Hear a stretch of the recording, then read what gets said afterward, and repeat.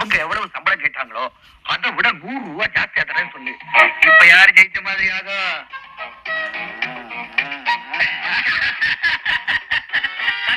நீங்க ஜெயிச்ச மாதிரி தான் ஆகும்.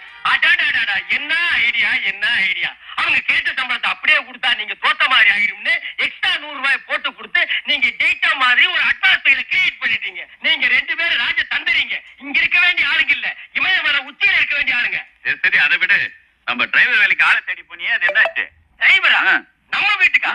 இந்த இந்தியாவில கிடைக்க சான்ஸே இல்ல. இதுக்கு முன்னால இருந்த டிரைவரை நம்ம போட்டு அடிச்ச அடி ஊர் பூரா பப்ளிசிட்டி ஆகி போச்சு. ஏடா பொம்பளை புள்ள மேல கை போட்டிருக்கான், அவனை சும்மா விட்ட சொல்லிய? அவன் தான் தெரியாம கைப்பட்டுச்சுன்னு சொன்னான். அதையே மீறி நம்ம அடிச்சது வாஸ்தவம் தான். அது நம்ம வீட்டோட குணம்.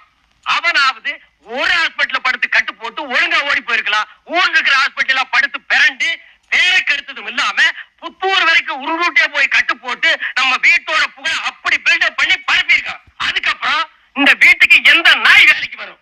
நானும் தெரு தெருவா நாயா அலையிறேன். தெருவுல போற நாய் ஒண்ணு என்ன பார்த்து லுக் விடுது. பதிலுக்கு நானே என்ன லுக் விட்டேன். அந்த வீட்டுக்காரா வேலைக்கு ஆள் தேடுன்னு அது லுக் விடுது. சரி விடுற, போய் வேற டிரைவருக்கு ஏற்பாடு பண்ணு. அப்படியே நம்ம கம்பெனிக்காரங்க வெளியில நின்னுட்டு இருக்காங்க. அவங்க கேட்ட சம்பளத்தை விட 100 ரூபாய் ஜாஸ்தி போட்டு தர முதலாளிங்க சம்மதிச்சுட்டாங்கன்னு போய் சொல்லு. 100 ரூபாய் பெரிய அமௌண்ட். இங்க பாருங்கம்மா, பெரியவர் சின்னவர் சேர்ந்து ஃபேக்டரி திறக்கிறதா முடிவு பண்ணிட்டாங்க. உங்க வீட்டுக்காரெல்லாம் கேட்ட சம்பளத்தை விட 100 ரூபாய் கூட தரதாவும் சொல்லிட்டாங்க. அப்புறம் பேசாம இருக்கிறீங்க. பெரிய முதலாளி சின்ன முதலாளி வாழ்க்கைன்னு கோஷம் போட்டு